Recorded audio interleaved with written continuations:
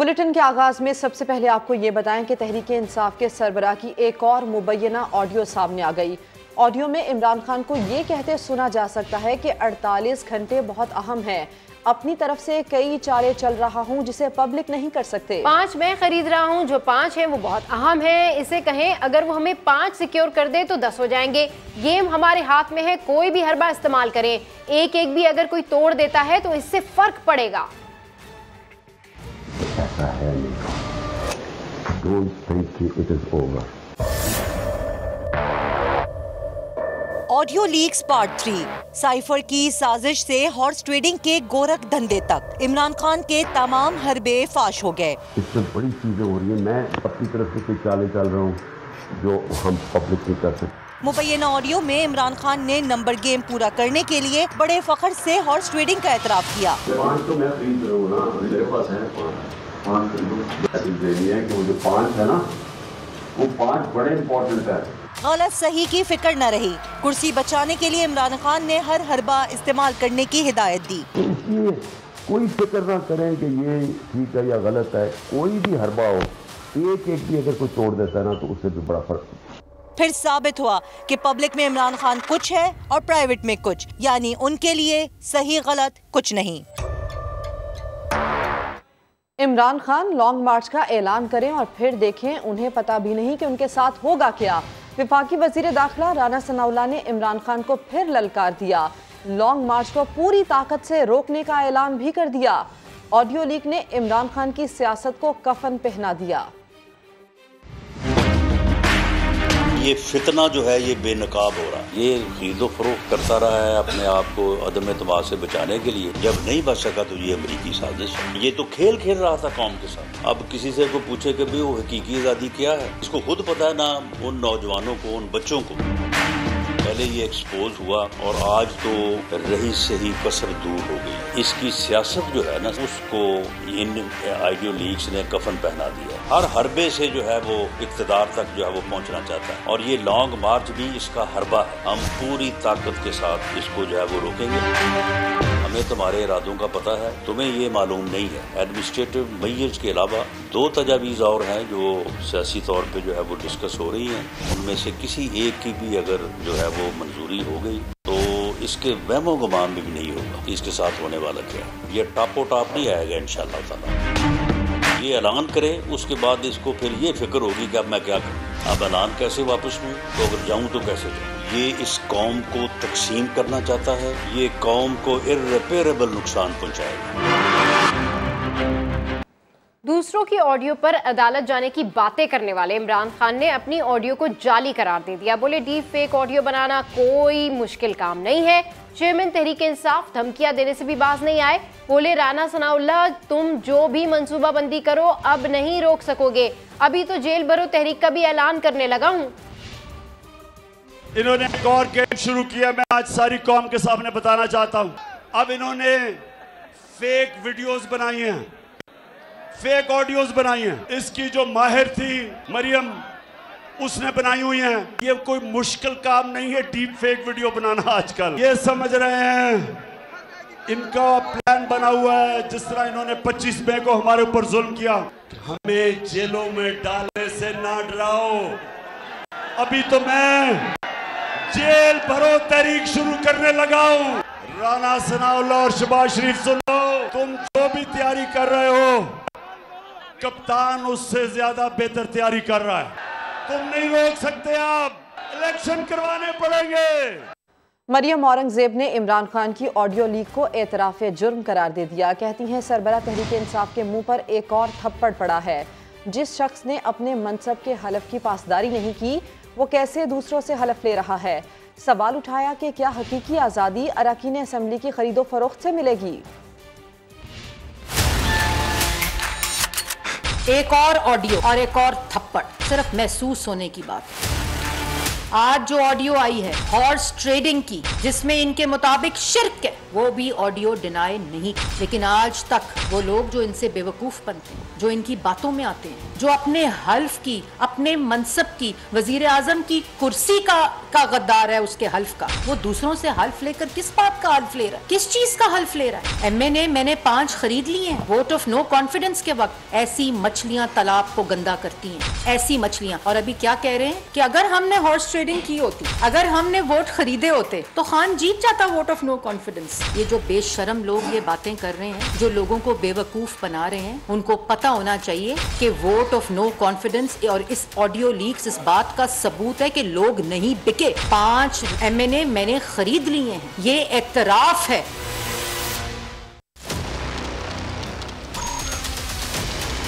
मैं लानत भेजता हूं ऐसी हुकूमत को। दुरुस्त सुना, अब ये भी सुन लें।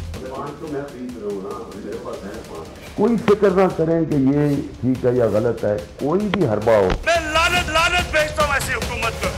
गलत सही कुछ भी नहीं, तो फिर ये क्या था? आपके लिए शादियों में जाना मुश्किल हो जाएगा, आपके बच्चों से लोग शादियां नहीं करेंगे। खान साहब शायद बोली लगाते हुए तंबी करना भूल गए। कोई फिक्र ना करें कि ये ठीक है या गलत है, कोई भी हरबा हो। सोचे तो हम ये गेम हमारे हाथ में।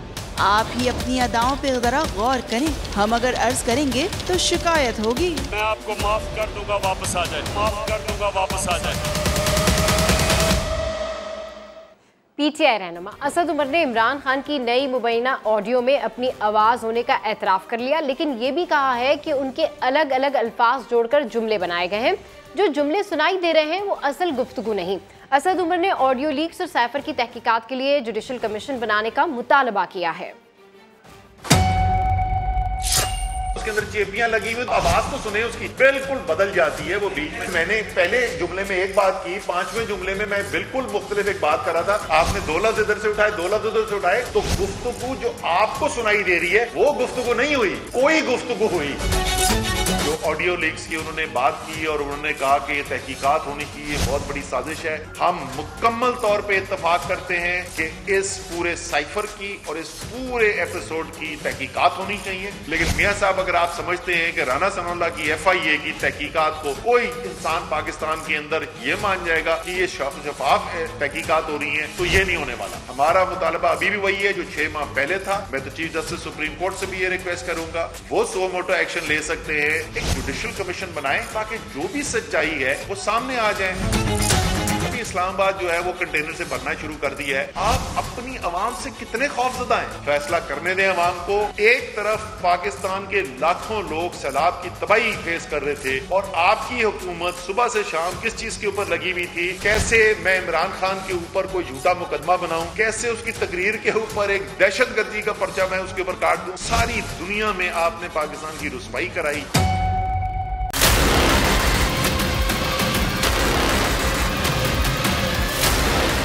तो मैं खरीद रहा हूँ ना, मेरे पास है 5। अच्छा, आप तो लोटों को सबक सिखा रहे थे। मेरे से वादा करना है आपने कि आपने सबक सिखाना है इन ज़मीर फरोश लोटों को।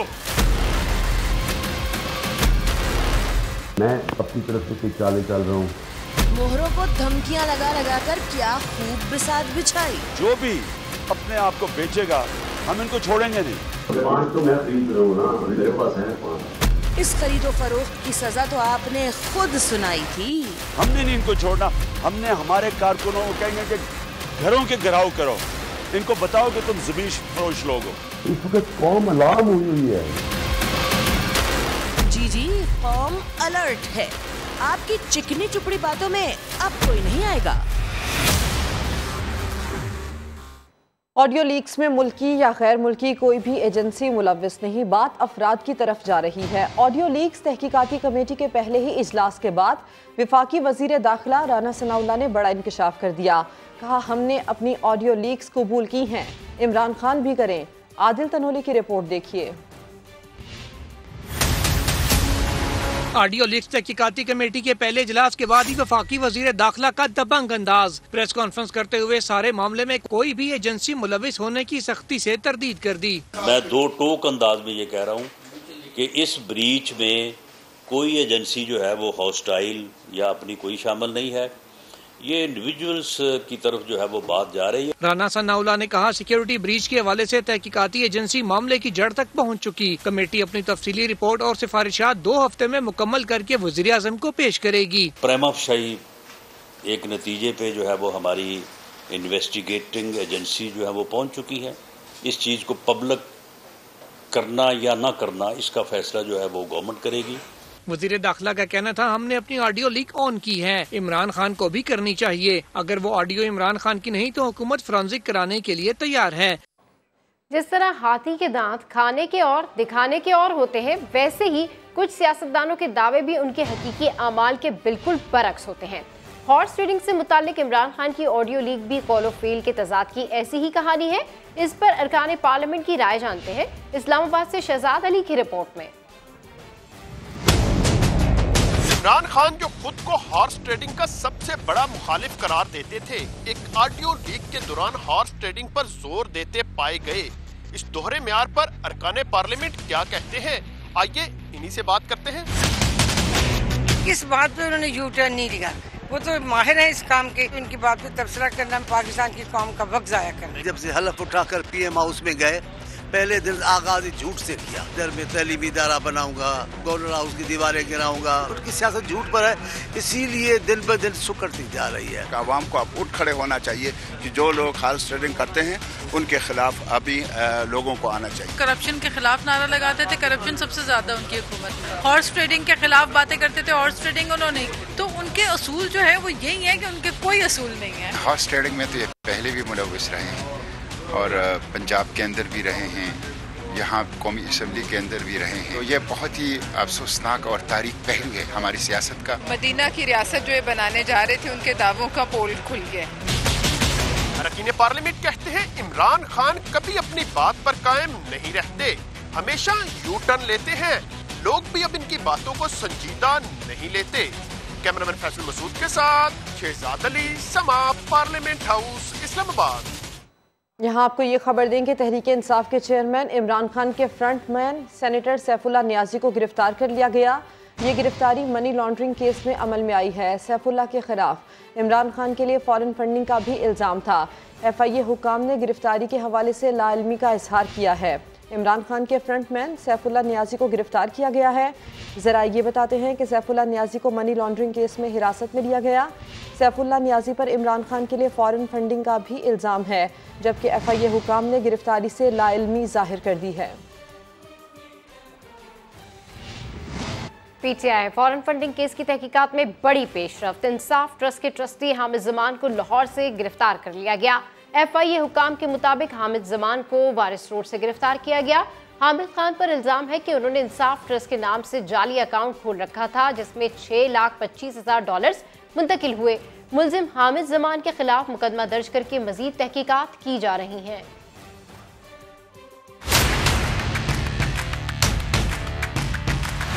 जलसे नहीं तमाशे, सियासत नहीं सर्कस। 2000 लोग तुम नैब के बाहर लेके आओगे, 1 लाख लोग मैं लेके आऊंगा। आप डी चौक में इंशाल्लाह देखेंगे अवाम का समुंदर। हमारे पास इस वक्त स्ट्रीट पावर है, हम सारे पाकिस्तान को बंद कर सकते हैं। इमरान खान एंड कंपनी का स्ट्रीट पार का दावा अवाम सुन सुन कर नाला। हल्फ के लिए तैयार हो जाए, क्या फरमान पड़ेगा। लाखों करोड़ों की बातें करने वालों को 100-200 का भी हल्फ लेना पड़ गया।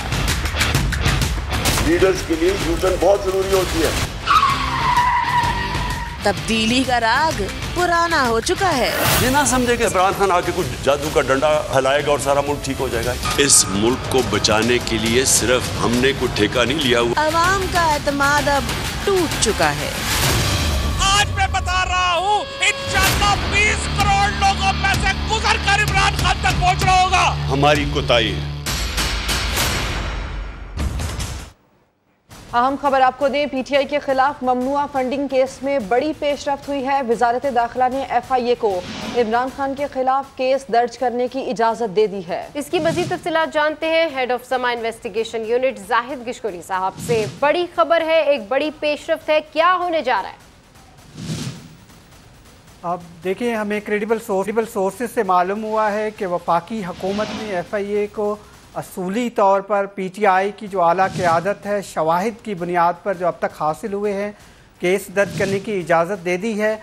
कुछ जो इन्फॉर्मेशन हमने हासिल की है, अब तक 6 मुख्तलिफ तहकीकाती टीमें पाकिस्तान तहरीक इंसाफ की ममनुआ जो फंडिंग केस था उस पर काम कर रही थी। अब तक जो शवाहिद सामने आए हैं इसके लिए बाकायदा FIA की एक तहकीकाती टीम ने वफाकी हुकूमत से इजाज़त तलब की थी केस दर्ज करने की, क्योंकि ज़राए का ये बताना है कि ये शवाहिद इतने काफ़ी हैं जिसकी बुनियाद पर ये केसेस दर्ज हो सकते हैं।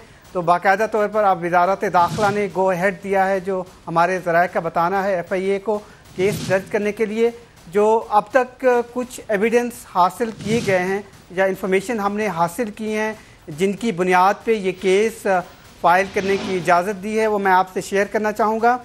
इसमें दो फाल्सिफिकेशन ऑफ फ्रॉड अकाउंट एक इम्पॉर्टेंट सेक्शन है जो कि 420, 406, 468, 471, 477A PPC का, इसके तहत केस फाइल करने की इजाज़त दी गई है, क्योंकि ये वो शवाहिद हैं जिनकी बुनियाद पर ये केस फ़ाइल किया जा रहा है।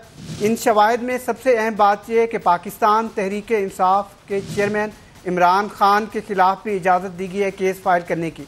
उसमें 2 अकाउंट्स हैं जो कि बेनामी अकाउंट्स थे इस्लामाबाद के एक निजी बैंक में। दोनों अकाउंट्स की डिटेल्स मेरे पास हैं। इमरान खान उसमें सिग्नेटरी हैं इन अकाउंट्स में जो कि डिक्लेयर नहीं किए गए। एक अकाउंट में $51,750 की रकम मौजूद थी जिसकी ट्रांजैक्शन के शवाहिद मिले हैं।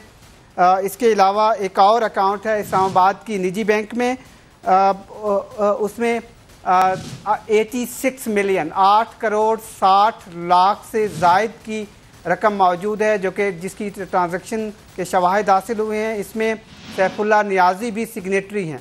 इसके अलावा सरदार अजहर भी वहाँ पर सिग्नेटरी हैं इन अकाउंट से। ये वो शवाहिद हैं जो पाकिस्तान तहरीक इंसाफ के चेयरमैन के ख़िलाफ़ हासिल किए गए हैं, जिसकी बुनियाद पे ये केस फ़ाइल होगा।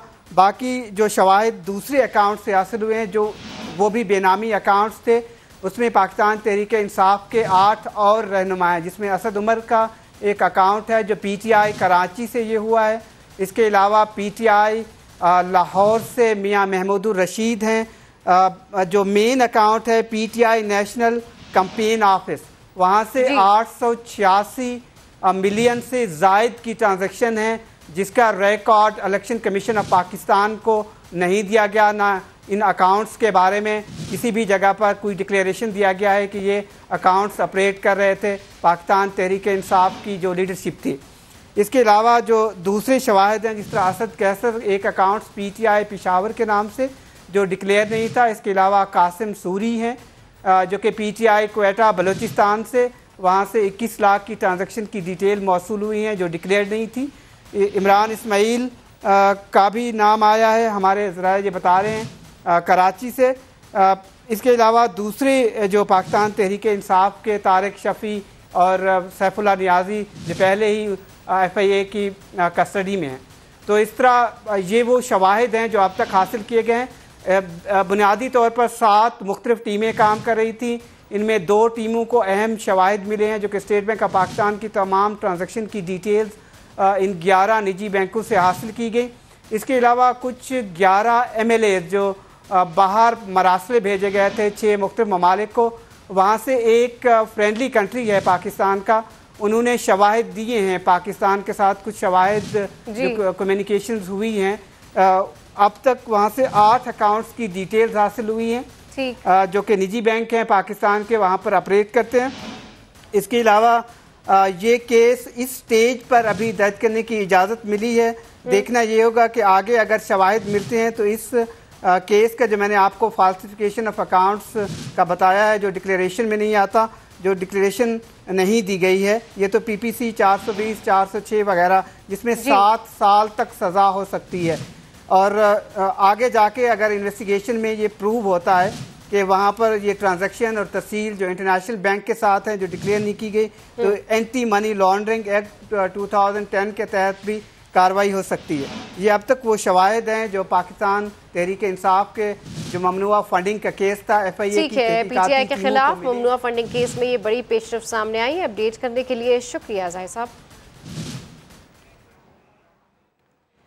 इमरान खान के खिलाफ जो केस है वो किस बुनियाद या कौन से शवाहिद हैं जो तहकीकाती कमेटी को अब तक मिले हैं, इस हवाले से हमें जाहिद गिशकोरी साहब जो है वो बता रहे थे। मजीद हम आगे बढ़ेंगे और आगे जो है खबरों का सिलसिला हम आगे बढ़ेंगे। जी हाँ, CCPO लाहौर गुलाम महमूद डोगर को 29 साल बाद नौकरी के बाद तारीख पैदाइश दुरुस्त करवाने का ख्याल आ गया।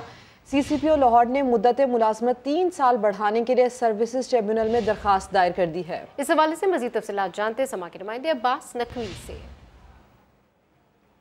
जी बिल्कुल, CCPO लाहौर गुलाम महमूद डोगर की उम्र जो है दुरुस्त करने की दरख्वास्त जो है वो सामने आई है और ये जो दरख्वास्त है ये सर्विस ट्रिब्यूनल जो है उसमें दाखिल की गई है। CCPO लाहौर को तकरीबन 29 साल की नौकरी के बाद तारीख पैदाइश जो है दुरुस्त करवाने का ख्याल आया है, जबकि अहम बात यह है कि एस्टैब्लिशमेंट डिवीजन जो है वो गुलाम महमूद डोगर की रिटायरमेंट का नोटिफिकेशन पहले ही जारी कर चुकी है और गुलाम महमूद डोगर जो है वो 23 अप्रैल 2023 को रिटायर हो जाएंगे नोटिफिकेशन के मुताबिक। इस वक्त जो CCPO लाहौर उनका ये कहना है कि शनाख्ती कार्ड पर जो तारीख पैदाइश है वो 23 अप्रैल 1963 दर्ज है जो गलत है और असल तारीख पैदाइश जो है वो 28 दिसंबर 1965 है, जबकि सरकारी मुलाजिम जो है वो मुद्दत मुलाजमत के इब्तदाई 2 साल में जो है अपनी कोई भी दुरुस्ती जो है वो करा सकता है। जबकि अहम बात यह है कि जो सर्विसेज ट्रिब्यूनल ने एस्टैब्लिशमेंट डिवीजन से 14 अपडेट करने के लिए शुक्रिया।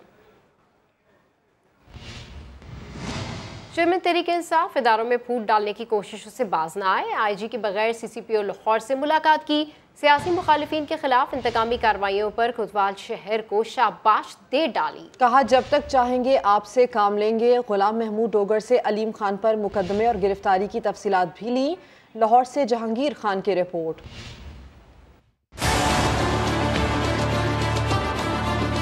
इमरान नियाजी इदारों में फूट डालने की कोशिश से बाज न आए। चेयरमैन तहरीक इंसाफ की लाहौर में CCPO गुलाम महमूद डोगर से मुलाकात। IG पंजाब के बगैर ही कोतवाल शहर से मुलाकात की। सियासी मुखालिफिन के खिलाफ इंतकामी कार्रवाइयों की सारी तफसीलात ले ली। 25 मई को लॉन्ग मार्च करने वालों के खिलाफ मुकदमा दर्ज न करने पर भी गुफ्तगू की। अलीम खान पर मुकदमे और गिरफ्तारी के हवाले से खसूसी गुफ्तगू भी मुलाकात का हिस्सा।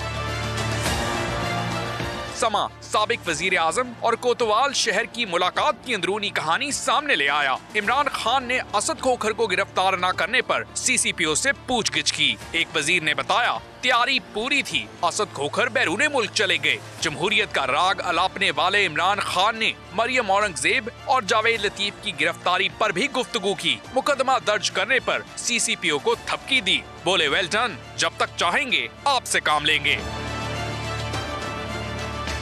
गुलाम महमूद डोगर को तबादले के बावजूद काम जारी रखने की हिदायत की। CCPO लाहौर के मामले पर वफाक और पंजाब में डेडलॉक बरकरार है। दोबारा मरासले के बावजूद पंजाब हुकूमत ने CCPO लाहौर को रिलीव करने से इनकार कर दिया। साथी रिपोर्टर दानिश मुनीर के साथ जहांगीर खान, समा लाहौर। वजीर आजम शहबाज शरीफ कहते हैं ताज़ा ऑडियो लीक ने इमरान नियाजी की मुनाफकत को बेनकाब कर दिया। जो इखलाकियात का दर्ज देते नहीं थकता था वो हॉर्स ट्रेडिंग में मुलविस निकला। वजीर आजम का ट्विटर बयान में कहना था इसकी फितरत आए रोज बेनकाब हो रही है। इमरान खान के रियासत मुखालिफ इक़दामात से इसे आला ओहदे के लिए नाअहल बना देते हैं। अब ये बताएं कि पंजाब हुकूमत नून लीग के दौर के मंसूबों को नाकाम बनाने लगी। तरक्याती काम तो एक तरफ, जंगली जानवरों की जिंदगियों से भी खेलने लगी।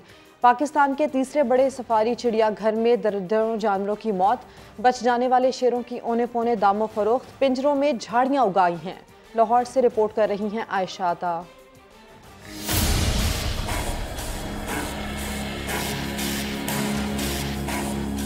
242 एकड़ रकबे पर मुहित लाहौर का सफारी ज़ू पंजाब हुकूमत की गफलत की भेंट चढ़ने लगा।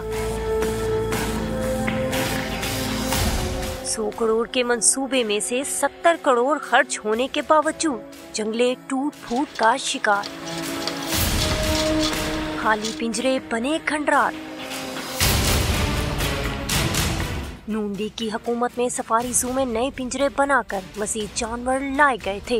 हुकूमत खत्म होने तक सिर्फ 20% काम मुकम्मल होना बाकी था। पंजाब हुकूमत ने बेहिसी का मुजाहिरा करते हुए आज तक मंसूबा मुकम्मल ना किया। सफारी जू की बाउंड्री वॉल भी जानवरों के लिए सिक्योरिटी रिस्क बन गई, जबकि वजीर जंगली हयात शाहिद अब्बास ने सफारी जू की अबतर हालत से लाताल्लुकी का इजहार कर दिया। मैंने मिनिस्टर बनने के बाद अब तक सफारी पार्क का जो विजिट्स किए हैं, ये सारी चीज़ें मेरे सामने आ चुकी हैं। आज ही इस पे हमने एक मीटिंग रखी है और सफारी पार्क में ही रखी है। हाथी का घर कई सालों से खाली तो ज़राफ़े का आशियाना भी मकीन के इंतजार में है। बंदरों के पिंजरे जंगालूद हो चुके, नए जानवर कब आएंगे? इंतजामिया का मौक़िफ़ देने से इनकार। सिर्फ मनपसंद प्रोजेक्ट्स मुकम्मल करने और मंजूर शुदा तरक्याती मंसूबे फंड्स मिलने के बावजूद भी मुकम्मल न होना पंजाब हुकूमत की कारकर्दगी पर सवालिया निशान है। कैमरामैन नदीम कासिम के साथ आयशा आताज, समा, लाहौर। लाहौर हाई कोर्ट ने सूबे में स्मोग इमरजेंसी नाफिज करने का हुक्म दे दिया। अदालत ने चीफ सेक्रेटरी पंजाब को स्मोग इमरजेंसी के लिए आज शाम या कल सुबह तक इजलास बुलाने की हिदायत कर दी। लाहौर हाई कोर्ट के जस्टिस शाहिद जमील ने शहरी फारूक समेत दीगर की दरखास्तों पर समाअत की। दरखास्त गुजारों ने मौक़िफ़ अख्तियार किया कि हुकूमत स्मोक पर काबू पाने के लिए इक़दाम नहीं कर रही, स्मोक से बीमारियां फैल रही हैं। अदालत मुताल्लिका अथॉरिटी को स्मोक के खात्मे के लिए इक़दाम करने का हुक्म दे। अदालत ने रिमार्क्स दिए कि इजलास में स्मोक की रोकथाम के इक़दाम को हतमी शक्ल देकर फौरी टीम्स तश्कील दी जाएँ। समाअत 14 अक्टूबर के लिए मुलतवी कर दी गई। डिपार्टमेंटल स्पोर्ट्स बहाल के लिए किए जाने के हवाले से वज़ीर-ए-आज़म पाकिस्तान का बड़ा फैसला। हुकूमत ने डिपार्टमेंटल स्पोर्ट्स बहाल करने का बाज़ाब्ता लेटर जारी कर दिया है। इस हवाले से मज़ीद तफ़सीलात जानते हैं समाअत के नुमाइंदे कादिर ख्वाजा से। जी अपडेट कीजिए कादिर। जी बिल्कुल, मुल्की खेलों के हवाले से वज़ीर-ए-आज़म पाकिस्तान शहबाज शरीफ का बड़ा फैसला देखने में आया कि हुकूमत ने डिपार्टमेंटल स्पोर्ट्स बहाल करने का बाज़ाब्ता लेटर जारी कर दिया है और वज़ीर-ए-आज़म पाकिस्तान ने एक तकरीब में डिपार्टमेंटल स्पोर्ट्स जो है वो बहाल करने का ऐलान किया था। आज बैनुल सूबाई राब्ते की वजारत ने डिपार्टमेंटल स्पोर्ट्स बहाल करने का बाज़ाब्ता लेटर जारी किया, जबकि साबिक वज़ीर-ए-आज़म इमरान खान ने अदालत जाती स्पोर्ट्स बंद कर दी थी और इमरान खान के इस फैसले से मुल्क भर में हजारों खिलाड़ी बेरोजगार हो गए थे, जो कि अब जो है वो खुशखबरी दी है शहबाज शरीफ ने, जो कि वज़ीर-ए-आज़म पाकिस्तान उन्होंने अदालत जाती जो स्पोर्ट्स है उसको बहाल करने का फैसला किया है। ठीक है, अपडेट करने के लिए शुक्रिया।